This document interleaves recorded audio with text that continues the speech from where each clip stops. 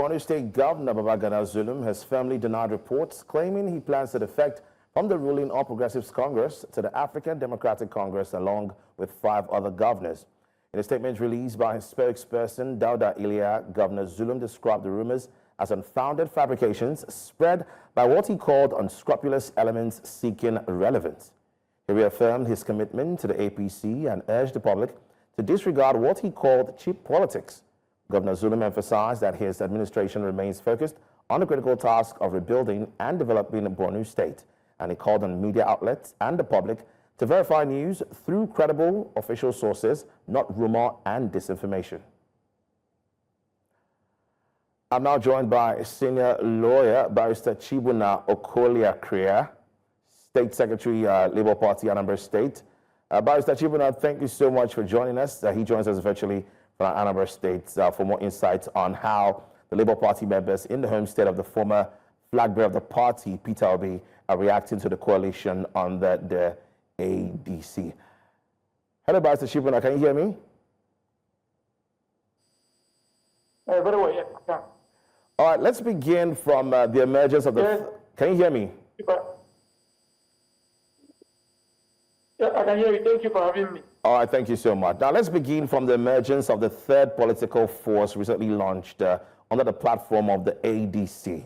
What do you make of Peter Obi joining this coalition, knowing what he stood for, in terms of integrity, in terms of simplicity, and even transparency? These are values that were, these are values that are kind of rare amongst our political elites in our country now, presently. Well, thank you for that question. For me, I will approach this matter from a triune perspective, from the perspective of legality, from the perspective of even the Labour Party angle, and most importantly, from the perspective of history. Starting with the legality, it is obvious that Section 38, subsection 1, 39, subsection 1, 40, and 41 of the 1999 Constitution as variously amended, respectively provide for the right to freedom of conscience, freedom of opinion, freedom of movement, freedom of association. So pigeonholing what is evolving to P2B is merely exercising this constitutional guaranteed right. Then if you not take it to Labour Party, it is our record that some months ago, I think precisely in December 2024, the Director General of the Directorate of Mobilization and Integration in Labour Party, Dr.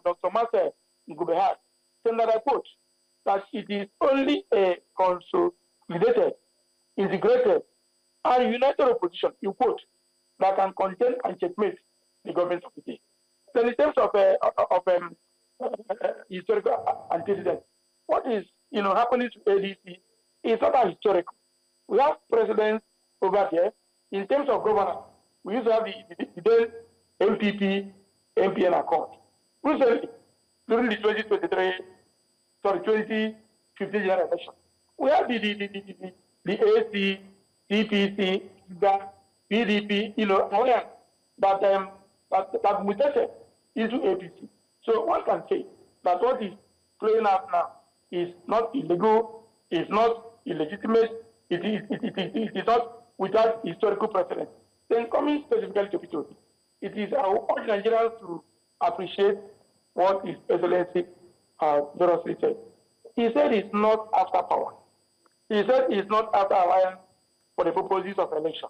He said he's not interested in coming together to unseat the incumbent president. But his primary concern is good governance, delivering verifiable dividends of democracy to Nigeria. And we all know and appreciate that when you talk about governance, it goes beyond the contours of political parties, political agitations, and the political union. So what His Excellency Mr. Peter Obi is doing is in consonance, is in alliance, conducive with the requirements of the law, the position of Labour Party, and the extant historical experience of Nigeria. Now you've said it that Peter Obi is all about good governance, but then again, when we look at the coalition, he's not just all by himself over there. We have other people who in the past have shown interest of being Nigeria's next president.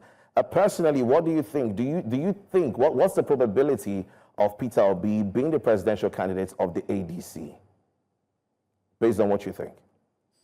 Well, well, that is very interesting. Peter Obi as a person is not so interested in going for power. Peter Obi is a Democrat. If you look at what happened when he left PDP and joined Labour Party, he subjected himself to the democratic principles of Labour Party constitution. He was an Asada. Nigerians all witnessed it. He was there, and the wonderful Nigerian party Tommy stepped down, notwithstanding the benevolence out of stepping down by Dr. Tommy. Peter Obi subjected himself to the requirements of the process. The former party congress was conducted, and he emerged as the consensus candidate of Labour Party. So referring to what's going to happen now, I think that the Peter Obi will subject himself to the rudiment, to the requirement, to the process or due process. If at the end of the day, others who are forming the coalition in ADC now feel that there is a need to subject the aspirant to primary, I know for sure, as the excellent Mr. Peter, being a Democrat, will suggest himself to that case. But above all, we have to appreciate the obvious fact that even before now, the PDP has said that they are minded to cede their presidential ticket to South, and they are even minded to cede it to South. So there appears to be a general consensus, a general proclivity among Nigeria that in the interest of equity, in the interest of fairness, in the interest of whatever is just, that the power, sorry, the ticket of either Labour Party, AD, even PDP, shall be zoned to South-East for the purposes of giving people a sense of belonging. So no matter the way, no matter the prism, no matter the perspective, no matter the angle from which one appreciates this fact, equity, fairness, competence, capability, capacity, they all favor His Excellency, Mr. Peter Obi. Thank you so much. Thank you so much, Barrister Chibunna. Apologies, but I have to cut you off at this point in time. But we're not done with the conversation. We'll still continue having this conversation right after this break. Do stay with us.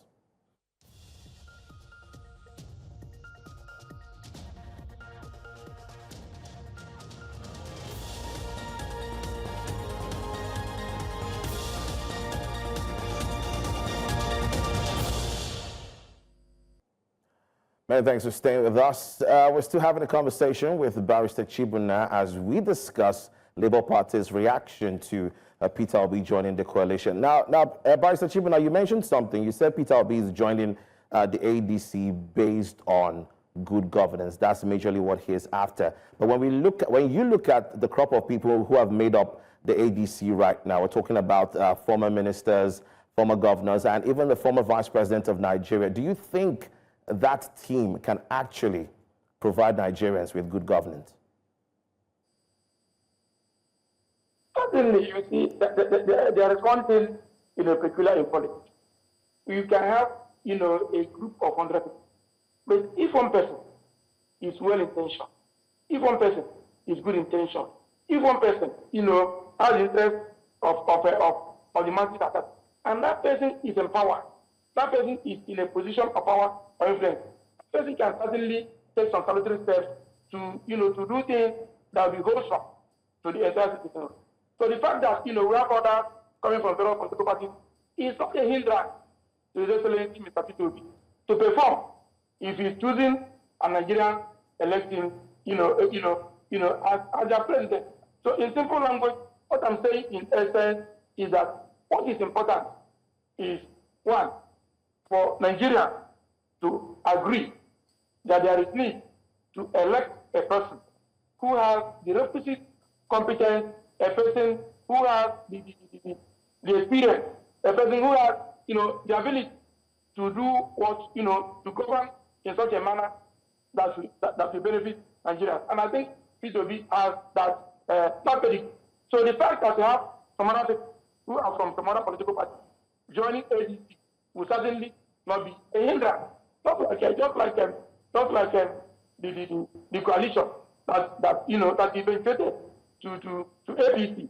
Out there, you had the Shibanjo, you had the former governor of Lagos State, he was like APC.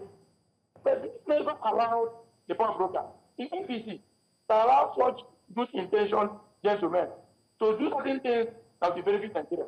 So also, you can have a situation where, presumably, people who are you are not having, good intention, can as well emulate those or emulate the person who is wielding the political power.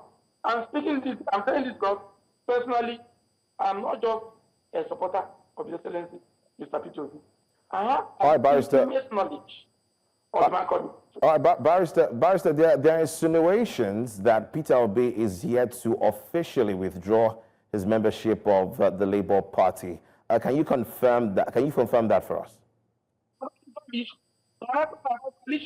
whether he's a member or not is immaterial. Like I said before, the Director General of the Directorate of Mobilization and Integration in Labour Party, I mentioned it then, Dr. Martin Ikobeya, so months ago, was very frantic enough, was very altruistic enough in stating an assessment that it will take a consolidated, integrated, and united opposition to wrestle power and save Nigeria from, the present threat.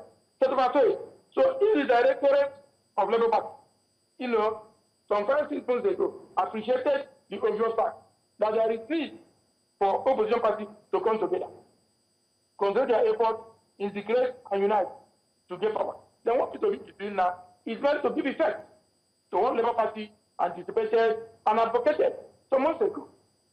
All right, thank you so much, Barrister Chibunna, for being our guest. We hope you join us again some other time. Thank you so much.